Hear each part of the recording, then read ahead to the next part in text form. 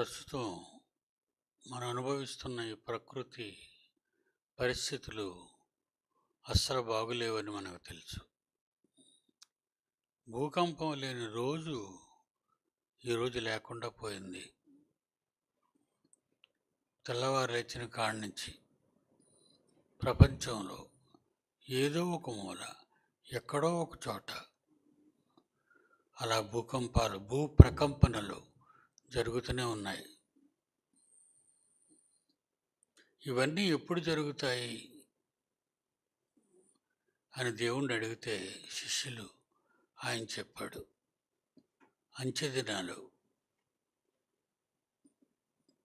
అంచెదినాల్లో జరుగుతాయి అన్నాడు. అంటే ప్రపంచపు వినాశన దినాలు. ప్రవక్తల ద్వారా పలికించాడు ఆయన. తను కూడా చెప్పాడు యేసుక్రీస్తు. తండ్రి అయిన దేవుడు ప్రవక్తల ద్వారా పలికించాడు, కుమారుడైన యేసుక్రీస్తు ద్వారా చెప్పించాడు. కానీ మానవ సమాజం పట్టించుకోవటం లేదు. క్రైస్తవులు అనేవాళ్ళే వాళ్ళకే అందటం లేదు, తెలియటం లేదు. ఈ అంచె దినాల్లో 2020 నాడు కరోనా అనే తెగులు ప్రపంచాన్ని చుట్టుముట్టింది, లక్షలాది మందిని చంపేసింది. ఎప్పుడు ఏ తెగులు పుడుతుందో తెలీదు, ఎప్పుడు వరదలు వస్తాయి, ప్రవాహాలు వస్తాయో తెలీదు, ఎప్పుడు భూ ప్రకంపనలు వస్తాయో తెలీదు. అన్ని భయంకరమైనటువంటి పరిస్థితులు. ఈ మధ్య ఒక కొత్త న్యూస్ వచ్చేది నిన్నటి దినాన్ని క్రొత్త న్యూస్. అది స్క్రీన్ మీద వేస్తాడు చూడండి. అది ఎంత భయంకరమైందంటే, ప్రకంపనలు భూమి మీదే కాదు, ఆకాశంలో కూడా ప్రకంపనలు వచ్చాయి. చూడండి, స్పేస్ ఇంట్రెస్టింగ్ ఫ్యాక్ట్స్. భూమి మీద భూకంపాల్లాగే అంతరిక్షంలో ప్రకంపనలు వస్తాయా? స్పేస్ గురించి ఆసక్తికర విషయాలు. పైకి వెళ్ళి సాధారణంగా భూకంపం వచ్చినప్పుడు మనకు వచ్చే ఆలోచన ఏంటంటే, వెంటనే ఇళ్ళ నుంచి బయటకు పరిగెత్తాలి అనుకుంటాం. అయితే కొన్ని ప్రదేశాలలో భూకంప తీవ్రత అధికంగా ఉంటుంది. అయితే భూకంపం గురించి తెలిసిన మీరు ఎప్పుడైనా స్పేస్ కంపించడం గురించి విన్నారా? అంతరిక్షం కూడా కంపించిందట. ఉన్నాను, తీసేయకు, నేను చదవనే తీసావు కిందక. సాధారణంగా భూకంపం వచ్చినప్పుడు మనకు వచ్చే ఆలోచన ఏంటంటే, వెంటనే ఇళ్ళ నుంచి బయటకు పరిగెత్తాలి అనుకుంటాం. అయితే కొన్ని ప్రదేశాల్లో భూకంప తీవ్రత అధికంగా ఉంటుంది.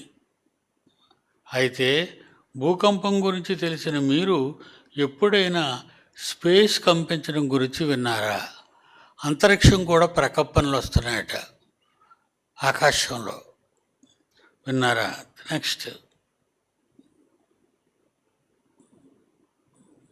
భూమిపై భూకంపాలు వచ్చినట్లే అంతరిక్షంలో కూడా ప్రకంపనలు వస్తాయి. వాటిని స్పేస్ క్వేక్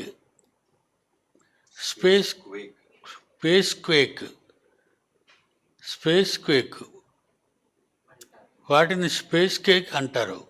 అంతరిక్షంలో వచ్చే ప్రకంపనలు భూమిపై వచ్చే భూ ప్రకంపనలకు పూర్తిగా భిన్నంగా ఉంటాయి. స్పేస్ అంటే ఎర్త్ క్వేక్ అని ఎలాగంటామో, స్పేస్ క్వేక్ అని పేరు పెట్టారు వాటికి, అంతరిక్షంలో వచ్చినట్లకి. తర్వాత పైకెత్తు. నిజానికి భూమిపై భూకంపాలు టెక్టోనిక్ ప్లేట్ల వలన సంభవిస్తాయి. భూమి లోపల ఉన్న టెక్టోనిక్ ప్లేట్లు రాపిడ్ జరిగి ఒకదానితో ఒకటి ఢీకొన్నప్పుడు భూ భూ భూ ప్రకంపనలు అంటే భూకంపాలు అనిపిస్తాయి. దాన్నే మనం భూకంపం అని పిలుస్తాం. కానీ అంతరిక్షంలో ఇలా జరగదు.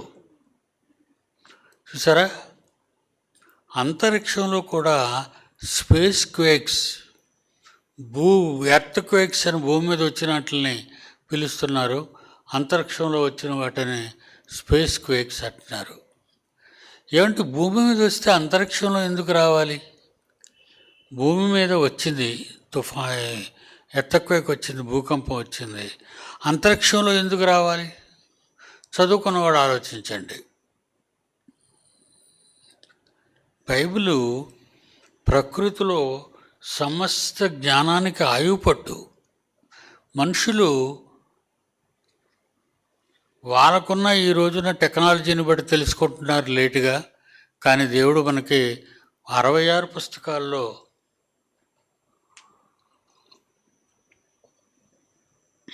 66 పుస్తకాల్లో మనకు రాయించాడు. చూద్దాం ఎక్కడ రాయించాడో చూద్దాం. ఆమోసు గ్రంథం 9వ అధ్యాయం 6వ వచనం తీయండి. ఆమోసు గ్రంథం 9వ అధ్యాయం 6వ వచనం. ఆకాశమందు తన కొరకై మేడగదులు కట్టుకుని వాడును. అంటే ఎవరు? ఈ మధ్య ఒక నాసా శాస్త్రవేత్త ఉన్నాడు, ప్రపంచంలో అపర కుబేరుడు, బాగా డబ్బు సంపాదించినాడు. అతని పేరు ఎలన్ మస్క్. యూదుడైన ఎలన్ మస్క్ అమెరికాలో కొత్త పార్టీ పెడుతున్నాడు డొనాల్డ్ ట్రంప్ను ఓడించడానికి. ఇతడు ఇంచుమించు 20-30 ఏళ్లగా అంతరిక్షంలో ఇల్లులు కట్టడానికి అన్ని ప్లాన్లు వేస్తున్నాడు. మొన్న చిక్కడిపోయిన ఎవరో ఆమె సునీత విలియమ్స్ని, మరొక స్పేస్ శాస్త్రవేత్తని తీసుకొచ్చారు. అక్కడ చిక్కడిపోయాడు. స్పేస్లోకి వెళ్ళి కొన్ని నెలలు ఉండిపోయారు. వాళ్ళని తీసుకురావడానికి ఎలన్ మస్కే తయారు చేయించాడు ఒక అంతరిక్ష నౌకని. అది వెళ్ళి సేఫ్గా తీసుకొచ్చింది వాళ్ళని.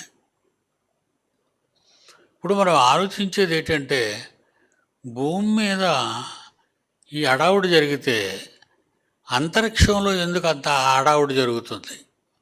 అక్కడే సర్దుకుంటున్నాయి, ఏ ప్లేట్లు సర్దుకుంటున్నాయి అక్కడ అని మనం ఆలోచిస్తే దేవుడు అంటున్నాడు, ఆకాశమందు తన కొరకే మేడగదులు కట్టుకొనివాడు. అంటే ఎవరు?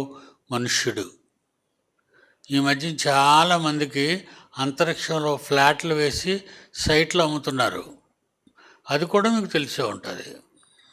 ఇంటర్నేషనల్ న్యూస్ ఇవన్నీ. అంతరిక్షంలో కూడా ఫ్లాట్స్ వేసి సైట్స్ అమ్ముతున్నారు, ప్లాట్స్ అమ్ముతున్నారు. మన విజయవాడలో కొంతమంది, మన ఇండియాలో చాలామంది సినిమా యాక్టర్లు చంద్రబండ్ల మీద ఫ్లాట్స్ కొనుక్కున్నారు. ఇప్పటికీ అమ్ముతున్నారు. రిజిస్టర్ చేస్తారు, కొలతలు ఇస్తారు.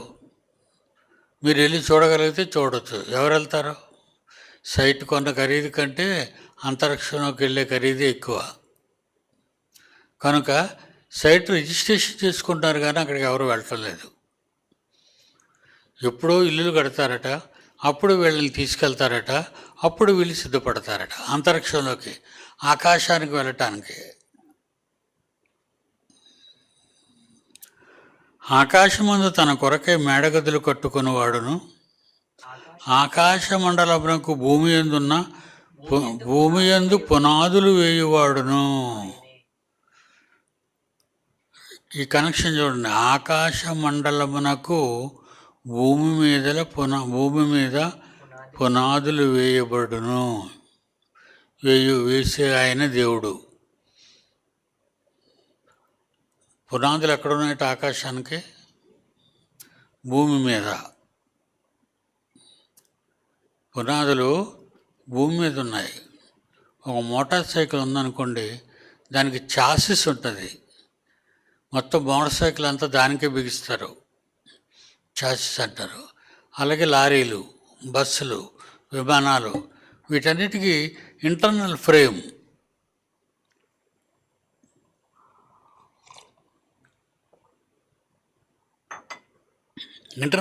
ఉంటుంది. ఆకాశానికి ఇంటర్నల్ ఫ్రేమ్ ఎక్కడుందట? ఆకాశానికి పునాది ఎక్కడుందట? మీరు చదువుకున్నారు ఇప్పుడు. భూమి మీద. ఎప్పుడు రాశాడో తెలుసా దేవుడిది?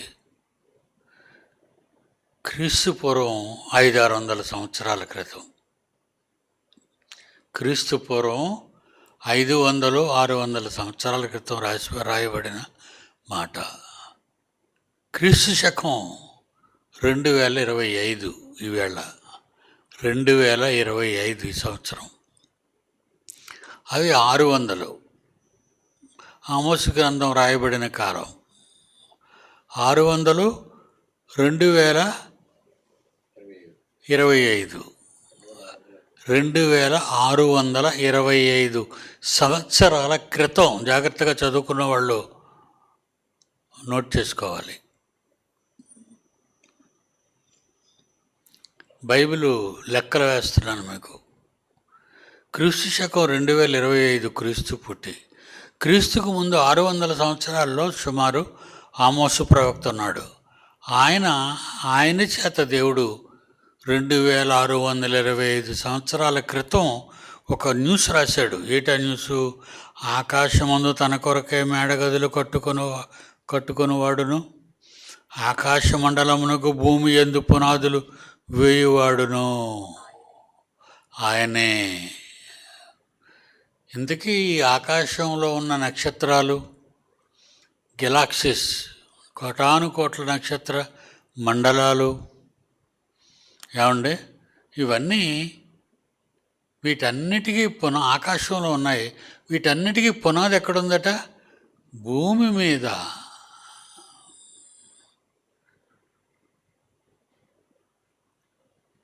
భూప్రకంపనలు వచ్చినప్పుడు అపార్ట్మెంట్లు కూలిపోతాయి. ఈ మధ్యకాలంలో ప్రపంచంలో చాలా దేశాల్లో ప్రతి నెల కూలిపోతున్నాయి భవంతులు. ఆకాశ అభిమానాలు కూరుకుపోతున్నాయి.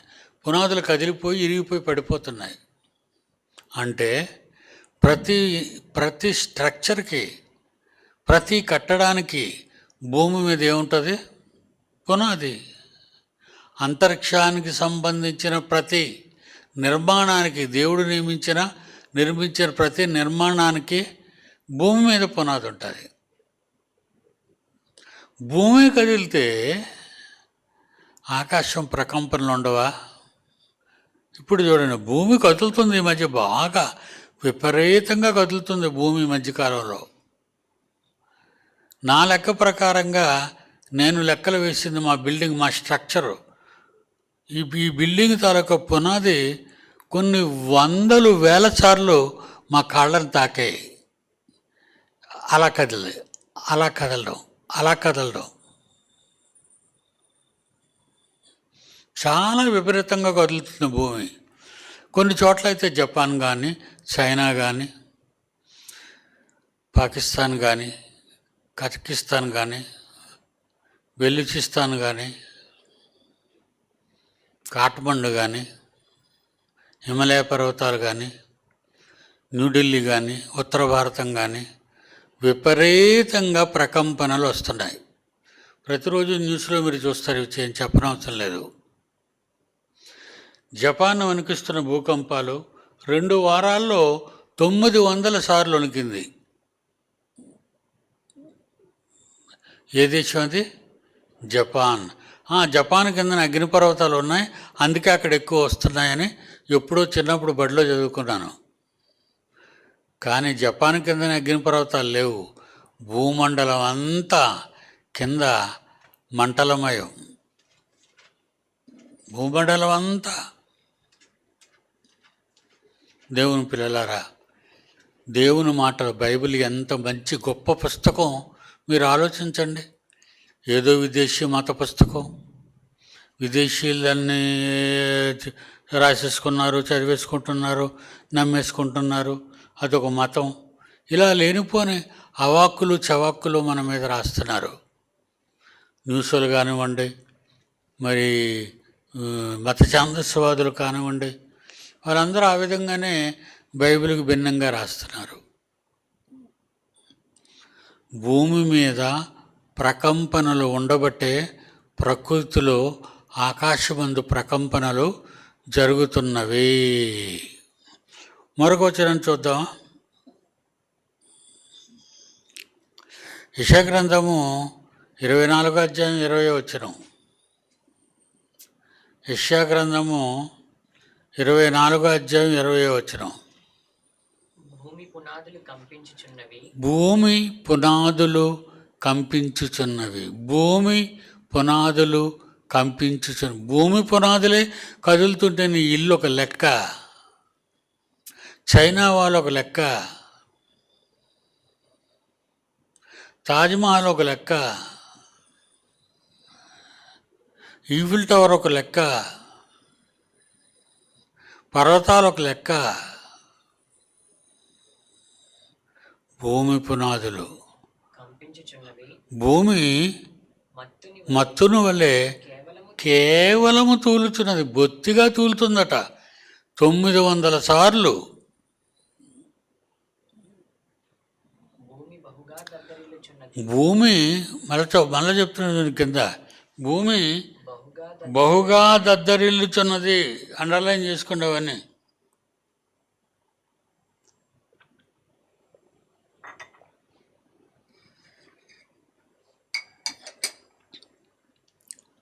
ఇది బైబిల్ విద్యాలయం. ఆదివారం సంఘంగా కూడుకునే సంఘం ఆ పదం బాగలేదు. ప్రతిరోజు దేవుని సన్నిధిలో కూడుకుని బైబిల్ నేర్చుకోవాలి.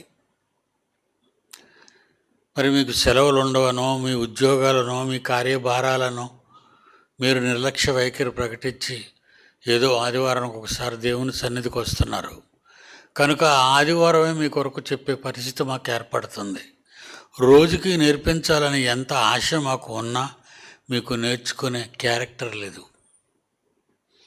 బైబిలే కదా ఆదివారం, ఎక్కడ దగ్గర ఉంటే ఆ గుడికి వెళ్ళిపోదాం, ఏదో వినేద్దాం, ఇంటికి వెళ్ళిపోదాం, అంతేనా బైబిల్ దేవుడు మీకు ఇచ్చింది? అదొక్కటి తెలుసుకుంటే చాలా. భూమి మత్తున వలె కేవలము తూలుచున్నది, ఇటు అటు ఊగుచున్నది. దాని అపరాధము దాని మీద భారముగా ఉన్నది, అది పడి ఇకను లేవదు. భూమి ఏం తప్పు చేసింది? భూమి తప్పు చేయడం కాదండి, భూమి మీద బ్రతుకుతున్న మానవాళి తప్పు చేస్తుంది. అందుకే ఏమనుకుంటున్నారు ప్రజలు, ఒరే పాపం నిండిపోయిందిరా భూమి మీద, భూమి మీద పాపం నిండుకుంది, అందుకే అలా అయిపోతుంది. అది రైట్ దేవుడు అన్నది. అది పడి ఇకను లేవదు, దాని అపరాధము దాని మీద భారముగా ఉన్నది. భూమి యొక్క అపరాధము దాని మీద భారముగా ఉన్నది. భయంకరమైన వర్తమానం విని పారిపోవాడు గుంటలో పడును, గుంటను తప్పించుకునేవాడు ఊరిలో చిక్కును. గుంటలో పడిపోయిన తర్వాత మళ్ళా గుంటలో పడి లేచిపోయి వచ్చి ఉరిలో ప్రాణాపాయంలో పడిపోతాడు. ఊగుతుందండి, నేల ఊగుతుంది. దీనికి ఏది ఇరుసు లేదు, దీనికి ఏవి ఇనప చైన్లు లేవు అంతరిక్షంలో దీన్ని కట్టిపడేయడానికి. కేవలము నిరాధారంగా, ఏ ఆధారం లేకుండా ఈ గ్రహాలు, ఈ నక్షత్రాలు, నక్షత్ర మండలాలు, మన భూమండలం కూడా అలాగే ఉంది. ఏ ఆధారాలు లేవు, కానీ పడిపోద్ది.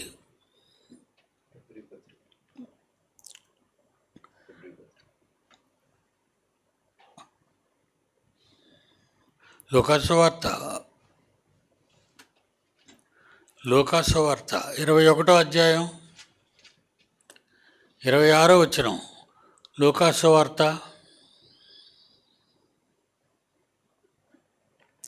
21వ అధ్యాయం 26 ఆకాశమందలి శక్తులు ఆకాశమందలి శక్తులు కదిలింపబడిన కదిలింపబడును. ఆకాశమందలి శక్తులు కదిలింపబడును. క్రీస్తు కాలంలో సువార్తలు కదండి, మత్తయి, మార్కు, లూకా, యోహాను 4 సువార్తలు. క్రీస్తు మాట్లాడిన మాటలు, క్రీస్తు జననము, క్రీస్తు మరణము, పరమునకు ఎత్తబడ్డం, 33 సంవత్సరాల చరిత్ర. ఆ 33 సంవత్సరాల్లో రాయబడిన 4 పుస్తకాలు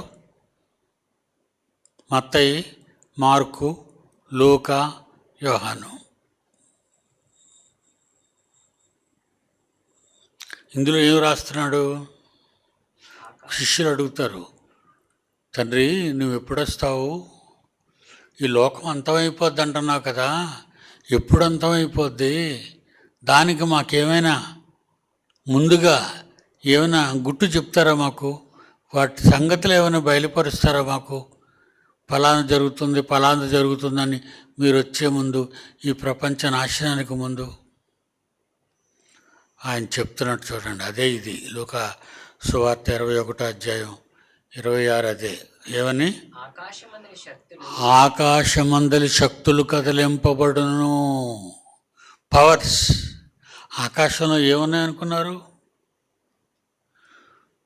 పవర్స్, శక్తి స్వరూపాలు అని సింహగర్జనలో రాసిన పాఠం ఉంది. దేవుని శక్తి స్వరూపాలు. అందులో చూడండి, దేవుని పిల్లలారా,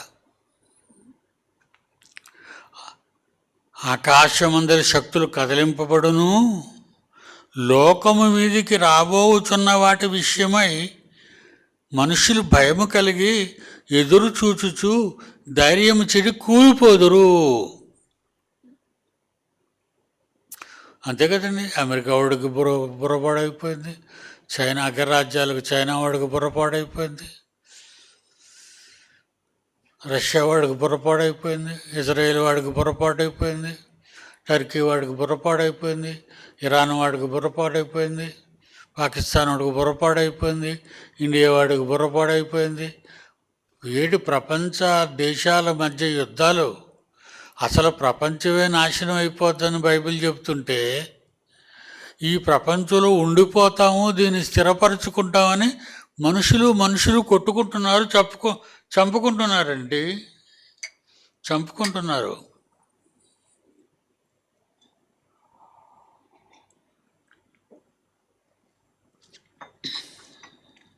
ఆకాశమందలి శక్తులు కదిలింపబడును, లోకం మీదకి రాబోచున్న వాటి విషయమై భయము కలిగే మనుషులు ఎదురు చూచుచు ధైర్యము చెడి కూలుదురు. దేవుని పిల్లలారా, ప్రపంచ నాశనం తప్పదు. ఇవన్నీ ప్రపంచ నాశనానికి ముందు జరిగే భూమి మీద ఈ నిదర్శనాలన్నీ మీ రాకడ, మీ పోకడ, యేసు రాకడ, మీ పోకడ సిద్ధపడుతుంది అని చెప్తున్నాడు దేవుడు. నాశనం పాపం అండి, పాపం, మోసం, ధనం, దగా, అక్రమం, అన్యాయం, అంతా మోసం కదండి. మనిషిని మోసం. అవసరాలు తీరినంత వరకు, అవసరాలు తీర్చుకునే ఎన్నో సంగతులు వచ్చి నటిస్తారు మన ముందు. అవసరాలు తీర్చుకున్నంత వరకు, ఆ తర్వాత తెప్పను తగలబెడతారు. ఒడ్డు దాడితే తెప్ప తగలబెడతారని సామెత ఉంది. ఈరోజు మనుషుల మధ్య మోసం, అంతా మోసం.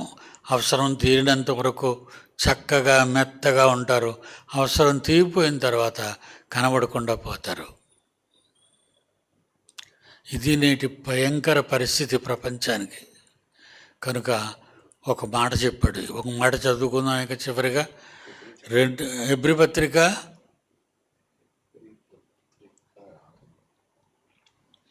12 పౌలు హెబ్రీలకు రాసిన పత్రిక 12వ అధ్యాయం 26వ వచనం. ఎఫ్సీలకు రాసిన పత్రిక హెబ్రీయులకు రాసిన పత్రిక 12:26 తీసారా బైబిల్? అందరూ బైబిల్ తీసి చూడండి. మీ బైబిల్ ఎంత గొప్పదో చూడాలి మీరు. ఏం కాకుండా మనం ఆదివారం దులుపు తెచ్చుకుంటాం గుడికి. అప్పుడు ఆయన శబ్దము భూమిని చలింపజేసెను గాని, భూమిని ఒకప్పుడు కదిలించాడు దేవుడు. కానీ ఇప్పుడు నేను ఇంకొకసారి భూమిని మాత్రమే కాక భూమిని మాత్రమే కాదు, ఆకాశమును కూడా ఆకాశాన్ని భూమిని ప్రకంపనలు వస్తాయన్నాడు అని మాట ఇచ్చి ఉన్నాడు. కింద పట్ల చదువురైనా. ఇప్పుడైతే నేను ఇంకొకసారి భూమిని మాత్రమే, మునుపట్లాగా భూమిని ఒక్కడే భూకంపాలతో కాదు, భూమిని మాత్రమే కాక ఆకాశమును కూడా కంపింప చేతును. ఏనైనా ఇప్పుడు ఆ బొమ్మయి నిన్న వార్త అండి, అది నిన్నటి వార్త. ఈసారి నేను భూమిని ఆకాశమును ప్రకంపనలు పుట్టిస్తాను. వాటిలో ప్రకంపనలు. ఈరా ఇంకా రాలేదా? మాటలు చదవాలి నేను. భూమిపై భూకంపాలు వచ్చినట్లే అంతరిక్షంలో కూడా ప్రకంపనలు వస్తాయి. వాటిని స్పేస్ క్వేక్ అంటారు. అంతరిక్షంలో వచ్చే ప్రకంపనలు భూమిపైనే వచ్చే భూప్రకంపనలకు పూర్తిగా భిన్నంగా ఉన్నాయి. మరి ఇది నేల, అది నింగి. తేడా ఉండదా? మరి నింగిలో వచ్చింది వేరేగా ఉంటుంది, భూమి మీద వచ్చింది వేరేగా ఉంటుంది. ఇవన్నీ బైబిల్లో దేవుడు రాయించాడు. ఎవరి కోసం? మన మీద ఆయనకి చాలా ప్రేమ. ఎప్పుడైనా భూకంపాలు వచ్చేస్తే ఈ మధ్యన ఎక్కువ రాజధానిలో, మన ఆంధ్ర రాజధాని కానివ్వండి, తెలంగాణ రాజధాని కానివ్వండి, న్యూఢిల్లీ రాజధాని కానివ్వండి, ఎక్కువ ఈ రాజధానిలోనూ భూకంపాలు ఎక్కువ. అందరూ ఈ పిల్లలు తీసుకుని, పిల్లలు కాకపోరామ బయటకు వెళ్ళిపోతారండి అని పిల్లలు లాక్కొని బయటకు వెళ్ళిపోతారు. మగాళ్ళు పడిపోతే చచ్చిపోతారు ఈ బిల్డింగ్ల కింద. దేవుడు కూడా తన పిల్లలు ముందుగా తెలుసుకోవాలని ఇవన్నీ బైబిల్లో రాయించాడరా. చివరిగా 2 పేతురు 3:10-11 వచనాలు. 2 పేతురు 3:10-11 వచనాలు. అయితే ప్రభు దినము దొంగ వచ్చినట్లు వచ్చును. ఆ దినమున ఆకాశములు మహాధ్వనితో గతించిపోవును. ఆకాశములు మహాధ్వనితో గతించిపోవును. ఆకాశమును మహాధ్వనితో ప్రకంపనలతో గతించిపోతుంది. రాబోయే కాలంలో పంచభూతములు, గాలి, నీరు, నిప్పు, పంచభూతములు మిక్కుటమైన వెంట్రముతో లయమైపోవును. భూమియు దాని మీద ఉన్న కృత్యములు కాలిపోవును. భూమియు దాని మీద కృత్యములు కాలిపోవును. ఇవన్నీ ఇట్లా లయమైపోయినవి గనుక ఆకాశములు రగులుకొని లయమైపోవునట్టు పంచభూతములు మహావేంటముతో కరిగిపోవును. ఆహా, ఎంత గొప్పది బైబిలు! ఏమరా, నిజమే కదా? దేవుడు మనకి ఎంత మంచి పుస్తకాన్ని ఇచ్చాడు. కానీ మనం చదవం, ఎందుకంటే టైం ఉండదు మనకి. అవునా?